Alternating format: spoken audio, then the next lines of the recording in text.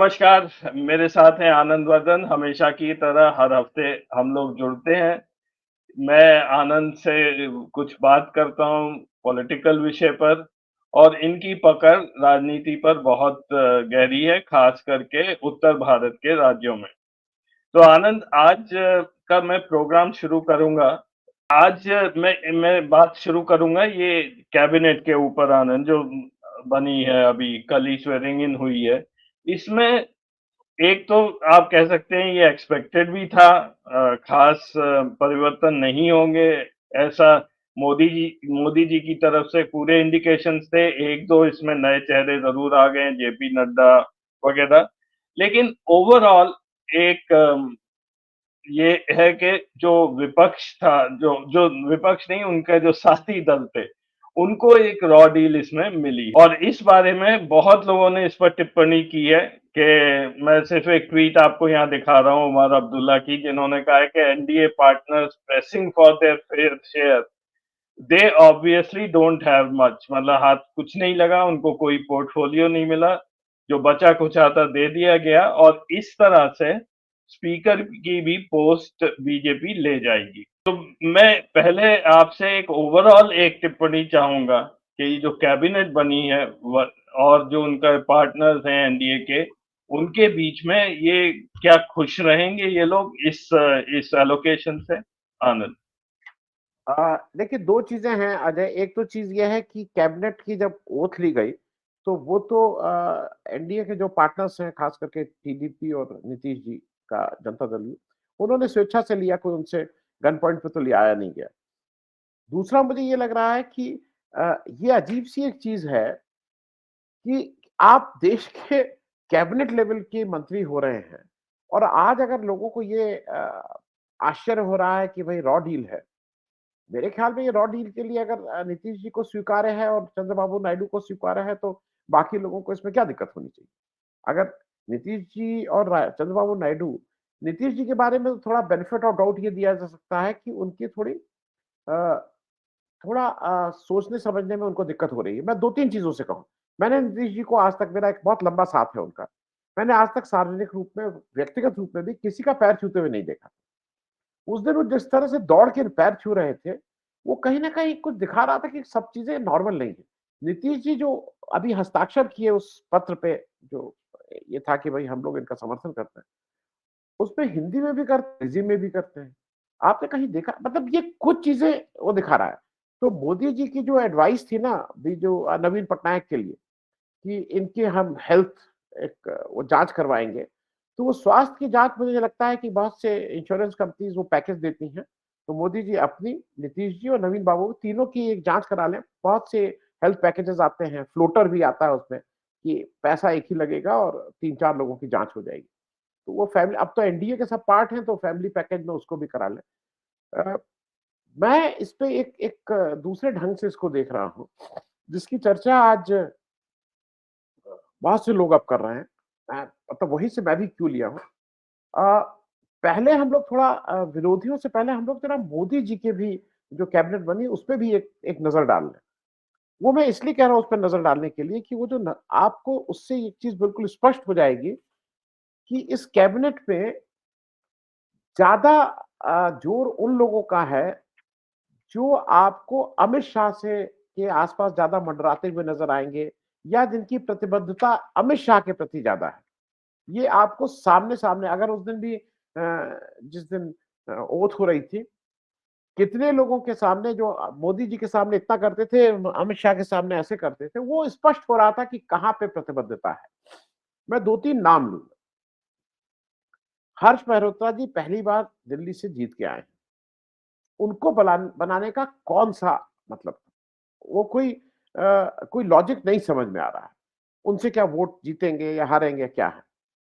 दूसरा एक बात मेरे किसी साथी ने कही थी, मैं उसको दोहरा दे रहा हूँ। अ, देखिए मोदी जी जब बार-बार कह रहे थे, तो अगर आपको याद हो, वो वाला भी उसी समय आ गया था, मतलब प्रेस को दे दिया गया था और जो चैनल चला रहे थे, 27 ओबीसी, 5 अल्पसंख्यक, 5 ये एससी, इतने एसटी, मतलब वो उस संख्या को पहले ही दे दिया गया था। तो जहाँ पे वो आप इतने कॉन्शियस हैं हैं जात को लेके और आपको लगता है पूरा ये जातियों का समीकरण है, वहाँ पे इन्होंने बिहार के एक दुबे जी को जो राज्यसभा मेंबर उनको बना दिया है। अ, ये जितिन प्रसाद जी जो बने हैं, इनके बारे में बता दूँ बहुत से लोग अभी भी ये मानते थे, इनके पिताजी को मानते कि ये कायस्थ हैं। ये बहुत से कम लोगों को पता है कि ब्राह्मण है और ये कोई ब्राह्मणों के नेता भी नहीं है। तो अगर आप जितिन प्रसाद को ब्राह्मण कोटे से दे रहे हैं, तो उसका कोई बहुत समझ में नहीं आता है कि आप क्या करना चाहते हैं। मैं मैं एक नाम पे और लूँगा। पंजाब में इन्होंने जो बिट्टू जी को दिया है, ये थोड़ा आग से खेलने का काम कर रहे हैं। इन्होंने स्मृति ईरानी का क्या हश्र हुआ है, ये देख लिया है। बिट्टू जी का काम केवल गाली देना है और पंजाब इस समय सेंसिटिव स्टेट है, बॉर्डर स्टेट है। हमारा लंबा बड़ा बॉर्डर पाकिस्तान से लगता है। वहाँ पे एलओसी नहीं है, वहाँ पे बॉर्डर है।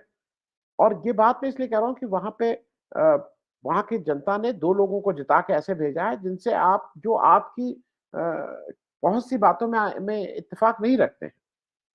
तो इस समय बिट्टू को वहाँ बनाना भी और बिट्टू न राज्यसभा सांसद हैं, न लोकसभा सांसद हैं। वो सिर्फ उनकी क्वालिफिकेशन नहीं कि अमित शाह के बाद करीबी। तो इस पे पूरा अमित शाह का कंट्रोल है इस कैबिनेट में। तो एनडीए की क्या बात करें, पहले तो इसी की बात कर लें कि इन्होंने एक बीजेपी ने एक भारी भरकम वो बनाई है, उसमें अमित शाह के द्वारा जी, ड्राइव हो रही है। अब हम आ जी, जाते हैं थोड़े बहुत ही संक्षेप में एनडीए के पार्टनर्स का क्या। ब एनडीए के पार्टनर्स के पास बहुत सी चॉइसें थी, बहुत कुछ कर सकते थे। ब हम सब लोगों को लगा था कि शायद उन्होंने उसके पहले ये सब चीजें तय कर ली थी, ऐसा हम सब लोगों का मानना था। राइट, लेकिन अब जैसा लग रहा है कि मोदी जी ने इतनी फुर्ती से ये काम किया कि सामने वाले के सोचे समझे बिना होता नहीं। अरे दस्तखत करो, मैं देख रहा हूँ, मैं देख रहा हूँ। वो कुछ उस तरह की दस्तखत हुई है। बैंक में अगर आप कभी लोन लेने जाइए, वो आपका मोटर का लोन हो या घर, तो वो कुछ आपसे मालूम नहीं कितने 2-400 पेज का दस्तखत कराते हैं। आप दस्तखत करते जाते हैं आंख बंद करके, क्योंकि आपको लोन लेना है। उसी तरह से शायद नीतीश जी को, नायडू जी को ये था कि कैबिनेट में अपने को बर्थ मिल जाए और कुछ पैकेज मिल जाए। वो आंख बंद करके उन्होंने शायद उन सारे दस्तखत कर दिए हैं और अब उसका जो वो सिला है वो सामने ही है हम सबके। बिल्कुल जो इनको कैबिनेट की जो वो दिए गए हैं, उसमें कोई ताकत नहीं है। मतलब सिविल एविएशन मिनिस्टर वो जो नायडू जी जिनको दिया गया है, वो बड़े उनके पिताजी वीरेन नायडू बड़े नेता थे टीडीपी के। उनके नंबर 1 होके भाई रिप्रेजेंटेटिव के रूप में आए हैं चंद्रबाबू। उनको आपने सिविल एविएशन दे दिया है, ना एक जहाज है। एयरपोर्ट जो अच्छे हैं, जो प्रॉफिटेबल हैं, वो सब तो अडानी जी को दे दिए जाएंगे। अब आपका काम यही रहेगा कि अडानी जी के लिए एयरपोर्ट तैयार करिए, उसको अच्छा बनाइए और फिर उनको दे दीजिए। तो अब ये अपॉइंटमेंट अडानी जी का इसमें क्या रोल है, क्या नहीं है, ये देखने वाली बात होगी। लेकिन फिलहाल ये बिल्कुल पूरी तरह से मोदी जी ने अपने मन से बनाया है, इसमें कहीं से भी एनडीए से किसी से बात भी की होगी, ऐसा मुझे नहीं लगता है। अजय। जी आनंद, बिल्कुल सही आपने कहा। मैं 2 नाम और इसमें जोड़ूंगा इस लिस्ट में जो अमित शाह के क्लोज हैं। एक है तेलंगाना से संजय कुमार बंडी। ये रह चुके हैं यहाँ के बीजेपी स्टेट प्रेसिडेंट, फिर उनको हटा के किशन रेड्डी को बनाया गया। ये करीमनगर से जीतते आए हैं, शायद दूसरी बार ये चुनाव जीते हैं। इनका क्लेम टू फेम यही है कि ये अमित शाह के करीबी हैं। बस। तो एक उनको minister of home state for home बनाया है डायरेक्टली अमित शाह जी के अंदर। तो ये एटलीस्ट तेलंगाना के लिए ये कोई अच्छी खबर नहीं है, क्योंकि अब अजय, आप मैं एक कुछ चीज कह। पूछ लूं। हाँ, मैं एक चीज पूछ लूं, ये संजय जी के ऊपर कोई रेप और कोई वो मर्डर ऑर्डर का केस है कि नहीं है? क्योंकि एक नहीं। क्वालिफिकेशन ये भी होती है।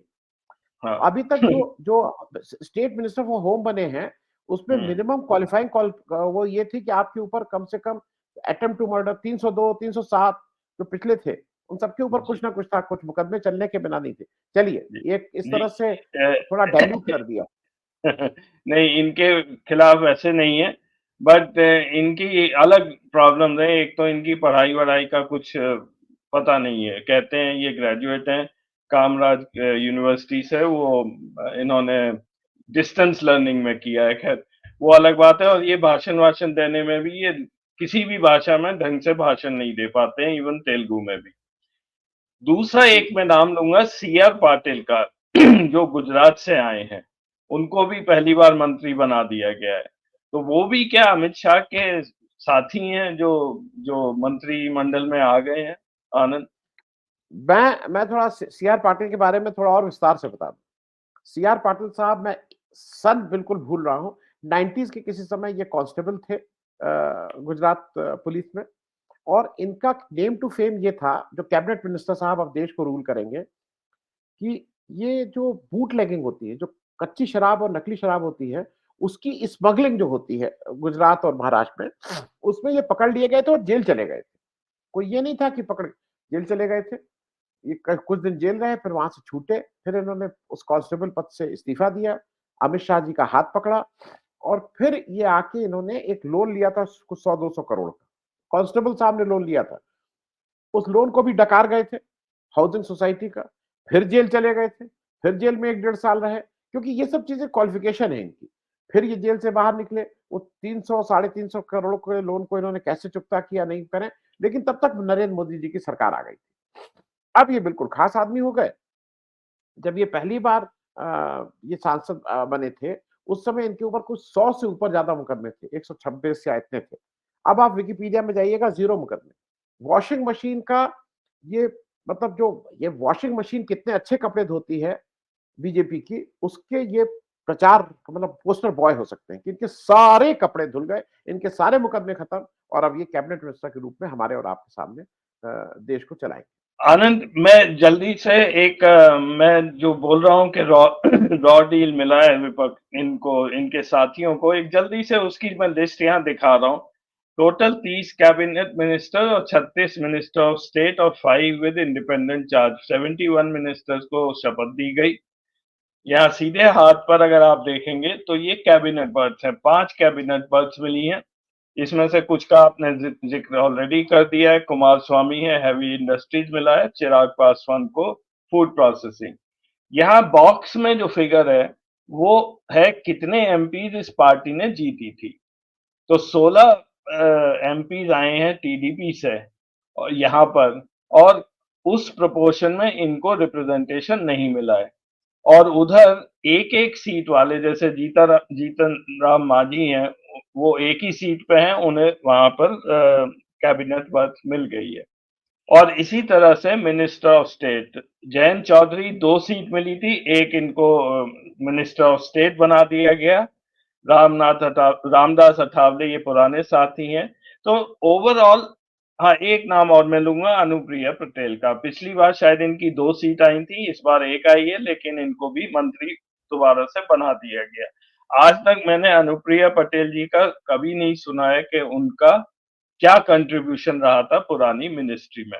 नहीं, मैं तो 1 मिनट कंट्रीब्यूशन बता दूं, क्योंकि हाँ, आपने हाँ, वो दर्शकों को जानना जी, चाहिए। अनुप्रिया जी का कंट्रीब्यूशन ये है कि वो यहाँ जब मंत्री बन गई कैबिनेट, मतलब केंद्र में, उनके हस्बैंड को उन्होंने एमएलए, मतलब वहां एमएलसी बनवाया, एमएलए बनवाया। वो उत्तर प्रदेश सरकार में मंत्री हैं। ये उस पार्टी की राष्ट्रीय अध्यक्ष हैं। इनके हस्बैंड उस पार्टी के कार्यकारी अध्यक्ष हैं। तो मतलब हस्बैंड वाइफ के बीच से भी आगे नहीं जाने दिया जा रहा है पार्टी को। सिर्फ मैंने कंट्रीब्यूशन के बारे में बताया। जी। जी, तो मेरा यही सवाल था कि जिस प्रोपोर्शन में मिला है सीट्स जिस पार्टी को, उस प्रोपोर्शन में तो ये नहीं बांटी गई है सीट्स। कई तो आप देखेंगे महाराष्ट्र से अजीत पवार वगैरह, इन सबका नाम ही गायब है। और शायद एक मिनिस्टर ऑफ स्टेट दिया था, उन्होंने लिया भी नहीं है, वो मने कर दिया है। तो वहां पे जैसा कि न्यूज आ रही है कि वो लोग नाराज बैठे हुए हैं, कभी भी कुछ हो सकता है। तो ये किस बेसिस पर मोदी जी ने सारा का सारा फिर से अपने पास रख लिया, एक तरह से अपने साथियों को बाहर कर दिया? तो ये क्या हम कुछ अब धमाका सुनने जाएंगे बहुत जल्द, आनंद? मुझे लगता है कि धमाका नहीं होगा, क्योंकि देखिए, फिर क्राइटेरिया ये है कि अमित शाह के से किसकी नजदीकी, और अमित शाह को किसने गुड ह्यूमर में रखा है। अ, अजीत पवार जैसा मुझे लगता है उन्होंने शायद अमित शाह को गुड ह्यूमर में नहीं रखा होगा। और जीतन राम मांझी की क्वालिटी यह है कि वो लगातार नीतीश के ऊपर हमला करते रहते हैं। तो नीतीश की, मतलब अगर इन लोगों का एक ये भी फिलॉसफी है ना कि जो गाली देगा वो बहुत अच्छा है, कि जैसे जो चिराग पासवान है, उनको तो इसी का पारितोषिक मिला ना कि वो लगातार नीतीश के ऊपर हमला करते हैं। तो वो मेरे ख्याल में नहीं है और अजीत पवार जी के इधर-उधर जाने से he has lost his credibility. मुझे नहीं लगता है कि वो ठीक है, एक न्यूज़ बन जाएगी, नैरेटिव के लिए ठीक है कि अजीत पवार वापस चले गए। लेकिन अजीत पवार की पत्नी अपनी पत्नी मतलब जो सुप्रिया सुले की चाची हुई, नहीं चाची नहीं, भाभी हुई, उनके बीच जिस तरह का एक चुनावी अभी वो देखा गया है खींचतान, उस इज़्ज़त के साथ तो उस पोज़ीशन पे तो मेरे ख्याल में वापसी अब संभव नहीं है। कोई भी पार्टी की मजबूरी होती है कैसे अगर आता है तो उसको फिर आने देंगे। लेकिन मेरे ख्याल में उस तरह की अब इज़्ज़त तो नहीं मिलेगी। अजय। जी। तो आपको नहीं लगता है कि जैसा ये डिस्ट्रीब्यूशन किया है, तो ये और अमित शाह फिर से होम होम मिनिस्टर बन गए हैं, वही कैबिनेट है, तो ये इनके साथी कितने दिन तक सरवाइव करेंगे? बड़ी जल्द मेरे को लगता है कि इनके जितने भी एमपीज़ हैं, उनको किसी न किसी तरह या तोड़ने की, मरोड़ने की अब कोशिश शुरू हो जाएगी और ये 272 तक पहुँचने की कोशिश करेंगे। क्या ये बात इन दलों को समझ नहीं आ रही है? क्योंकि it was like do it now और नेवर और अब इन्होंने किया नहीं है कुछ। तो ये इनके लिए खतरा बढ़ गया है। आनंद। अब मुझे ऐसा लगता है कि जो जो अमित शाह को जितना मैं रीड किया हूँ, वो अभी शायद तत्काल अगले जो 3 चुनाव हैं, ये 3 चुनाव विधानसभा के होने जा रहे हैं इसी साल झारखंड, महाराष्ट्र और हरियाणा। वो तब तक शायद अपने दलों में टूट-फूट नहीं करेंगे। लेकिन उनके सामने इंडिया गठबंधन सामने खड़ा हुआ है। उनके सामने बहुत से छोटे-छोटे ऐसे हैं जो 2 दल के एक दल उनमें टूट-फूट करने की, उसमें लोगों को कुछ लालच देके उनके ऊपर ईडी सीबीआई क्योंकि ईडी सीबीआई का दौर तो अ, मतलब कल शुरू होगा कि शुरू हो चुका है आज कि परसों शुरू होगा, it is just a matter of time. लेकिन वो फिर से वो दौर वापस आ रहा है। लोगों का ये मानना था कि नहीं, नहीं अब वो नहीं होगा। वो दौर वापस आएगा और उसमें एक नया ये हो जाएगा भाई नायडू जी आप भी अपनी लिस्ट दे दीजिए, जिनको ठीक करना है हम उनके यहाँ भी भेज दे रहे हैं। और इनसे नीतीश कुमार से कहा जाएगा आप भी अपनी लिस्ट दे दीजिए।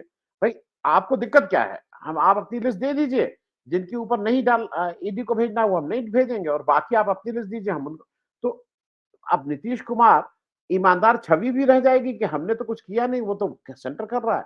तो वो एक पन दो काज है नीतीश कुमार और नायडू जी को ये सूट करेगा कि उनकी लिस्ट को कोई और एग्जीक्यूट करे। तो मुझे तत्काल में तो ये नहीं लगता है कि वो इन पार्टीज को अभी तोड़ने का काम कम से कम विधानसभा इलेक्शन तक करेंगे। ऐसा मेरा मानना है। ओके, ठीक। आनंद लास्ट सेगमेंट में कुछ रिलेशनशिप्स की बात चल रही है आजकल। मैं एक रिलेशनशिप की बात करूंगा अमित शाह वर्सेस नितिन गडकरी काफी कुछ ये इसके ऊपर बातें हो चुकी हैं डिस्कशंस भी हो चुके हैं नितिन गडकरी का जैसी बॉडी लैंग्वेज रही है पिछले 2-4 दिन से वो मोदी जी देख ही रहे होंगे जरूर क्यों क्या वो डिस्टर्बिंग फैक्ट नहीं है और नितिन गडकरी की बैकिंग भी है आरएसएस से पहला ये था आपसे प्रश्न और दूसरा भी मैं इसी में लगा दिखा देता हूँ और एक ये रिलेशनशिप है अमित शाह वर्सेस योगी इसके ऊपर भी बहुत चर्चा हो रही है कि योगी जी बहुत नाराज बैठे हुए हैं वहां से आ गए वापस और उन्होंने फिर बैठक बुलाई जिसमें दो मुख्यमंत्री आए नहीं वापस तो ये जो बैकग्राउंड में जो ये पॉलिटिक्स चल रही है इन इसके ऊपर आपका मैं चाहूंगा थोड़ी टिप्पणी करने खासकर उत्तर प्रदेश के बारे में क्योंकि काफी लोग यहाँ पर जानना चाहते हैं कि वहाँ क्या हो रहा है आनंद मैं उत्तर प्रदेश के आने से पहले चूंकि गडकरी जी और उनका भी आपने पूछा था गडकरी जी को ये जैसा आपने सही ठीक ही कहा कि उनको आरएसएस बैक करता है और आरएसएस के मोहन भागवत जी ने क्या टिप्पणी की है मोदी जी के बारे में वो सर्वविदित है मैं रिपीट नहीं कर रहा हूँ केवल 2 चीजें याद दिला दूं उन्होंने मोदी जी की भाषा उन्होंने मोदी जी की मर्यादा उन्होंने मोदी जी को मणिपुर ये सब याद दिलाया और मतलब वो इस समय मोदी जी से कितना खुश और नाखुश है ये साफ साफ साफ सामने दिखाई दे रहा है जहां तक रही नितिन गडकरी की बात उनको हराने के लिए अमित शाह की तरफ से कोई कोर कसर नहीं छोड़ी गई थी वो जीत क्या है तो अपने दम पे जीत क्या है और उसी का वो था कि जब मोदी जी 19 अप्रैल को नागपुर गए थे तो गडकरी जी ने उनसे मिलने से भी कुछ लोग कहना मना कर दिया था या नहीं मिले थे आप जिसको जैसे भी पुटअप करना चाहिए तो क्योंकि अगर आप भक्त हैं तो कहेंगे कि नहीं मिले थे, अगर आप वो हैं तो कहे थे मिलने से मना कर दिया। खैर, अब बात आ जाएगी उत्तर प्रदेश की। उत्तर प्रदेश बहुत डेलिकेटली बैलेंस्ड है। आज जहां पे जिस स्थिति में उत्तर प्रदेश है, मुझे नहीं लगता है कि ये लोग अफोर्ड कर सकते हैं उत्तर प्रदेश में योगी जी को हटाना, क्योंकि इनके पास कौन लीडर ही कोई नहीं है। देखिए, एक चीज और समझिए, बीजेपी के यहाँ जो मुख्यमंत्री बनने का जो पहला वो होता है कि उनकी प्रतिबद्धता मोदी जी और अमित शाह, और आज की तारीख में अमित शाह से ज्यादा होनी चाहिए। मैं 2-3 नाम लूंगा। अब इनके 9.5 साल तक खट्टर साहब चीफ मिनिस्टर रहे। खट्टर साहब लाइबिलिटी बन के वहां से निकले, और खट्टर साहब की वजह से आप आज वो अल्पमत में सरकार है, और खट्टर साहब को इन्होंने फिर एडजस्ट किया है कैबिनेट मंत्री के रूप में। तो दूसरा, अभी जैसी चर्चा चल रही है कि वहां पे उड़ीसा में इनकी सरकार बन रही है विधानसभा में, तो जो मुर्मू जी थे, जो आपको याद हो, जो जम्मू कश्मीर के इनके बहुत खास वो हैं, पहले मतलब गुजरात काडर में इनके कार्यालय में भी रहे, फिर वो वहां के लेफ्टिनेंट गवर्नर बन के गए, फिर वो कैग बने, उनको बनाने की बात हो रही है। अब मुझे ऐसा लगता है कि अमित शाह साहब प्रबंधक तो हैं, नेता नहीं। और योगी जी का क्या है कि योगी जी नेता हैं, प्रबंधक नहीं है। मैं अभी भी मानता हूं कि योगी जी प्रबंधक नहीं है। प्रबंधक वो उनके मिजाज में नहीं है।